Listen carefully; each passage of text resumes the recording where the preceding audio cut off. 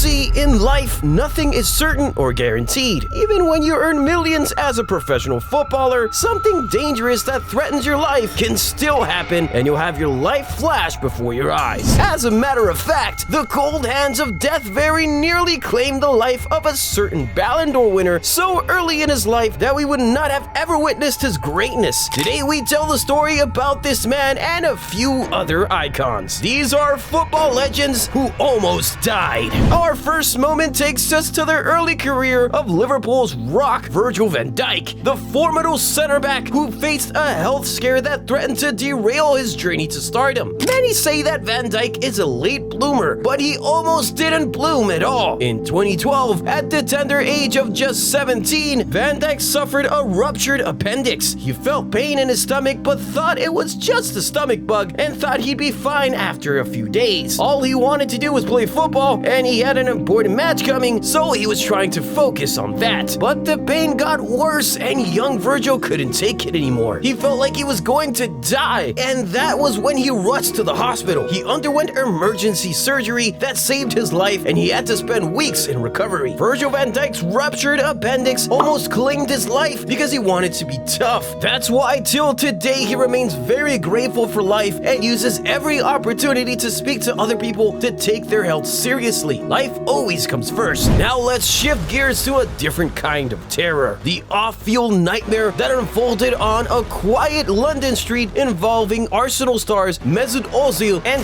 Kolasinac. It was July 25, 2019. A normal, ordinary day turned chilling as Ozil and his then Arsenal mate Kolasinac went through Golders Green in London. The two football players were just having a conversation by Ozil's car when suddenly two guys on mopeds showed up from nowhere and attacked them with knives. Ozil, who was in the driver's seat of his car, immediately zoomed for dear life, but Kolasinac stayed back, transformed into a superhero of some sort in the face of danger, and confronted the attackers. This scene unfolded like a Hollywood thriller. Kolasinac fought with only a makeshift weapon and chased the attackers away. Man, the story is just incredible. Even Marvel couldn't have scripted something like that. But it wasn't a movie for those two guys at all. It was real life. Many people die every day from attacks like this. The attackers were gone, but Ozil and Kolasinac were scarred for life. They came so close to being just another statistic. Ozil saw the headlines. His life flashed in front of his eyes. Damn, chilling, really chilling. But these guys were already stars when their lives were threatened. The world already knew Ozil and Kolasinac. This next guy, however, was unknown when he nearly lost his life. In the year 2000, a young Brazilian prodigy faced a career-threatening and possibly paralysis-inducing nightmare during what should have been a normal day in his life. His name, Kaka. Kaka was just a teenager in the Sao Paulo Academy when he suffered a spinal fracture during a swimming pool incident. He was immediately rushed to the hospital and had surgery to save his life. Nobody thought about football at that point. All that mattered was young Kaka staying alive. But football was his life. With strength and prayers, Kaka defied the odds. He made a miraculous return to the field, and this little boy at Sao Paulo who was nearly paralyzed would go on to become a true great, finishing his career with the World Cup, the UEFA Champions League, and the Ballon d'Or. Kaka's recovery was nothing short of a miracle, and the man himself is fully aware of that. That's why from that moment on, the Brazilian midfield maestro never failed to send a tenth of his income to his church as a way of appreciating God for the miracle. Another person who surely always appreciates God for his miracle is one of Barcelona's legends, Eric Abidal, a man who faced a battle much bigger than anything that has ever played on a football pitch. A battle against cancer. It happened back in March 2011. Abidal was balling with the famous Barca team led by Pep Guardiola, and then all of a sudden, his joy came crashing down. He was diagnosed with cancer and needed an instant transplant if he was to live. His teammate Dani Alves offered to donate, but eventually it was his cousin Gerard who stepped forward as the donor. The transplant was just a part of the story. Abidal suffered every day. He became so weakened and frail, but it didn't stop stop him from supporting his teammates. The stars would shine brighter for Abidal though, and months later, he recovered. He didn't only get back to full health, he got back to full match fitness and was able to kick about once again with the boys. He even played the full 90 minutes as Barcelona beat Manchester United to win the Champions League in 2011. And when the trophy was to be presented to the team, Carles Puyol did the most beautiful thing ever. As the team captain, the Spanish center back would have lifted the trophy, but he handed the captain's armband to Abidal and gave him the honor of being the first person to lift the big ears in front of thousands of fans at Wembley. A really heartwarming gesture that was. Now, this next guy knows all about winning at Wembley, and it's none other than Chelsea legend Petr Cech. He is arguably the greatest goalkeeper in Premier League history, but he came so close to losing his life on the pitch during a Premier League game quite early on in his career. It was October 2006, and Chelsea were going up against Reading. Yeah, back then, Reading was in the Premier League. But let's focus. The game had barely started when a collision occurred in the Chelsea 18-yard box. Stephen Hunt was chasing the ball, and Cech went for it. Then, in that chaos, Hunt's knee hit the goalkeeper straight in the head. The collision isn't one you want to watch back. It was bad. The Reading fans thought Cech was acting at first, but after a while, they too saw that it was serious. Really serious. Petr Cech had just suffered a severe head injury. The gravity of the situation became clear as Cech lay on the sidelines motionless, and the players stood around him full of concern. Cech was soon stretchered off the field. The diagnosis? A depressed skull fracture. Damn. The world held its collective breath as Cech underwent emergency surgery, and nobody knew what to expect. Would he live? Would he ever play again? Well, yes and yes. Cech, displaying unparalleled resilience, not only survived, but returned to football after his recovery. But he was instructed to always wear a protective head guard whenever he was on the pitch, a gear that would become a huge part of his brand until his career was over. Cech's near-death experience sparked crucial conversations about player safety and forced the footballing bodies to do more to protect goalkeepers and players in general. I guess that was the only silver lining on this sad cloud. Our final moment takes us back to March 2012, a day that forever changed the life of Bolton Wanderers midfielder Fabrice Muamba. The day started like every other day. Muamba thought he was going to focus on a tense FA Cup quarterfinal match against Spurs, but he ended up having more pressing matters on his hands. The game started out fine. The fans were excited, the players were too, but all of a sudden, the tense knockout game took a terrifying turn. Muamba collapsed on the field, and time seemed to freeze. The stadium, once filled with cheers, fell into a deep silence. Nobody really understood what was going on, but we all knew this man's life was on the line. We didn't even know if he was still alive. The 23-year-old was on the grip of a cardiac arrest, and the clock was ticking. 78 agonizing minutes passed with his heart at a standstill. 78 minutes! Damn! The match was immediately abandoned as medics fought to revive him. Imagine the tension and fear as paramedics rushed Muamba to the London Chest Hospital. Some had already concluded that he was surely dead. Unconscious for over an hour? There was surely no way he was going to survive, right? But against all odds, Fabrice Muamba survived. It was a miracle. The rising star saw his career cut short because of his heart problem, but nobody cared. What was important was that Muamba was alive. The Congolese-born English midfielder announced his retirement from professional football on medical advice. The football world was sad to lose him, but we were all happy we didn't lose him. Do you know of more football legends who very nearly lost their lives? Tell us the story in the comments.